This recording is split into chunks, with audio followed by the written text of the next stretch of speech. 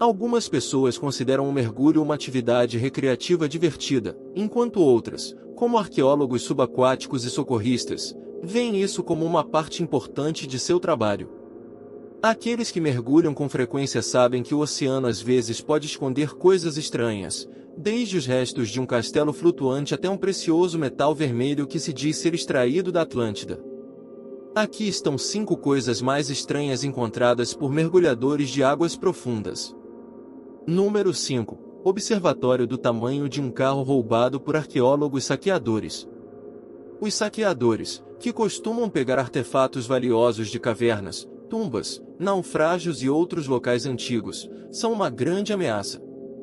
Além de perturbar a integridade de locais importantes, eles frequentemente levam os itens mais valiosos e interessantes que poderiam enriquecer nossa compreensão do passado. Mergulhar no fundo do oceano em busca de tesouros é incrivelmente arriscado e tedioso, mas isso não impede saqueadores de explorar as profundezas em busca de preciosidades.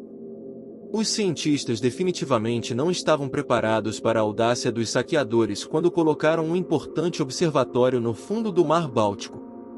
A estação era operada pelo Centro Geomar Helmholtz para a pesquisa oceânica e foi posicionada sob a água para coletar dados ambientais e transmiti-los aos pesquisadores em terra.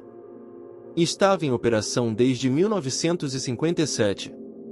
No entanto, em 21 de agosto de 2019, parou repentinamente de enviar dados e ficou completamente em silêncio. Quando os mergulhadores foram verificar o que havia acontecido, ficaram chocados ao descobrir que o observatório inteiro tinha desaparecido. Ele tinha o tamanho de um carro pequeno e pesava cerca de 1.630 libras, mas agora não estava mais lá. Tudo o que restou foi um pedaço desfiado de cabo de alimentação que antes estava conectado ao observatório. De acordo com o Geomar, nenhuma tempestade de maré nem um animal grande poderiam ter sido fortes o suficiente para mover toda a estação a ponto de não ser encontrada. Suspeita-se que seja obra de ladrões, uma vez que a estação custou 300 mil euros. No número 4, mar repleto de bolas de golfe.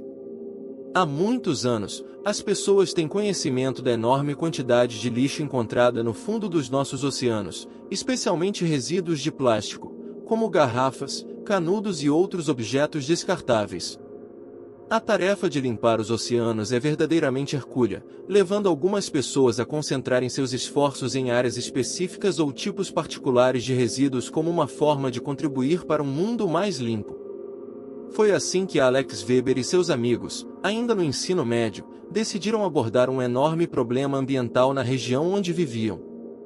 Sendo mergulhadores frequentes no Santuário Marinho Nacional da Baía de Monterey, eles testemunhavam com frequência a presença de um grande número de bolas de golfe espalhadas pelo fundo do oceano. Decidiram não ficar de braços cruzados e começaram a coletá-las por conta própria. Entre 2017 e meados de 2018, Alex e seus companheiros voluntários conseguiram reunir cerca de 40 mil bolas de golfe em 3 locais diferentes próximos aos campos de golfe na foz do Rio Carmel, Cypress Point e Pebble Beach. Por influência de Alex, a equipe de funcionários em Pebble Beach também se convenceu a recuperar suas bolas de golfe nas praias próximas, resultando na coleta de mais 10 mil delas. No total, a iniciativa conseguiu recuperar 50.681 bolas de golfe, pesando cerca de 2,5 toneladas, o equivalente ao peso de uma caminhonete. Embora as bolas de golfe no fundo do oceano possam parecer inofensivas à primeira vista, esses objetos contêm produtos químicos tóxicos para a vida marinha. No número 3, canhões britânicos do século XIX encontrados por mergulhadores explorando as águas ao redor de Hong Kong. Os arqueólogos acreditam que este canhão pode ter sido usado em um navio mercante como defesa contra piratas. Antes desta descoberta, não havia sido realizada nenhuma arqueologia subaquática na região administrativa especial de Hong Kong, apesar dos 60 arqueólogos aquáticos que acreditam que essas descobertas são apenas a ponta do iceberg. A recuperação do canhão do fundo do mar foi uma tarefa desafiadora. Uma equipe de 7 mergulhadores passou um total de 25 mergulhos ao longo de 2 dias para levantar com sucesso o artefato, que pesava 1 tonelada e media cerca de 2 metros de comprimento. Inscrições no cano. como as letras SL e um símbolo da coroa britânica, sugerem que o canhão foi provavelmente fabricado por uma pequena fundição dentro do Império Britânico. Enquanto as marinhas europeias utilizavam canhões maiores produzidos por fundições renomadas, o tamanho do artefato e as iniciais inscritas levam os arqueólogos a acreditar que ele foi usado como arma defensiva em um navio mercante contra piratas que navegavam nas águas de Hong Kong no século XIX. No número 2, descoberta intrigante de um naufrágio. Para muitos de nós, o pensamento de acidentalmente deixar cair uma granada é assustador. O historiador local Robert Phelps encontrou um dia uma rocha de aparência estranha no fundo do mar e, ao tentar pegá-la, escorregou e deixou cair o objeto, que se quebrou em dois. Surpreendentemente, o objeto era oco por dentro e continha o que parecia ser pólvora, revelando-se uma antiga granada. Este artefato foi avistado por mergulhadores na costa da Cornualha, no Reino Unido, e provinha dos destroços do Sidon, um navio que já foi utilizado pela Marinha Real Britânica para transportar depósitos de armas, incluindo várias caixas de granadas. Ele afundou perto de Cove devido a uma tempestade em 1684. As granadas recuperadas do Sidon representam os primeiros exemplos desse tipo de arma. Elas eram detonadas pela ignição da espoleta que passava pela casca externa de ferro. Além das granadas, vários outros artefatos foram recuperados dos destroços, incluindo canhões, uma roda de uma arma de fogo e diversos objetos de ferro. Assim como outras descobertas subaquáticas, o local corre o risco de ser novamente ocultado pela ação da areia móvel. Portanto, é crucial que os arqueólogos ajam de forma diligente para recuperar todos os artefatos valiosos que puderem enquanto ainda há tempo.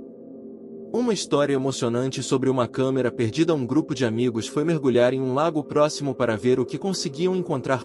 Ele nadou em direção ao objeto e viu que era uma câmera antiga. Ele ficou animado com a descoberta e levou a câmera para casa para revelar as fotos.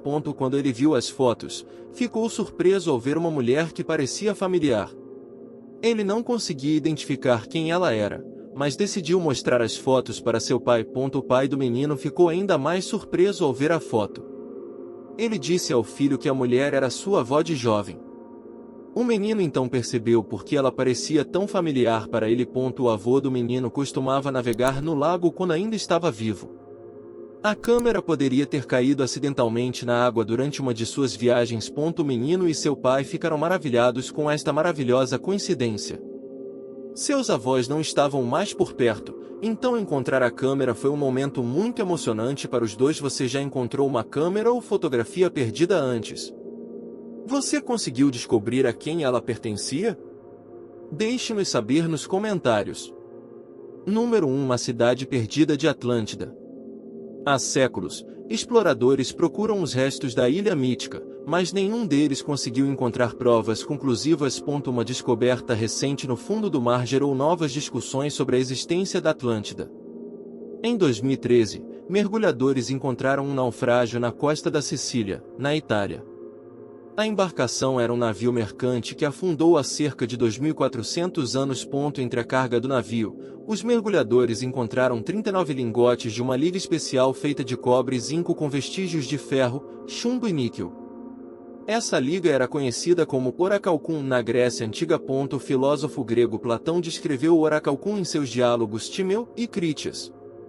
Ele disse que o metal era vermelho e muito valioso, e que só era encontrado na Atlântida. Se o oracalcum realmente existiu, isso significa que a Atlântida também pode ter sido real. No entanto, alguns especialistas contestam essa afirmação. Eles dizem que a composição da liga é na verdade cobre, ouro e prata. Eles sugerem que os lingotes poderiam ter origem na civilização Chavin, que habitou os Andes peruanos por volta de 1200 a.C. Alguma coisa que você gostaria de ver debaixo d'água? Deixe-nos saber nos comentários abaixo.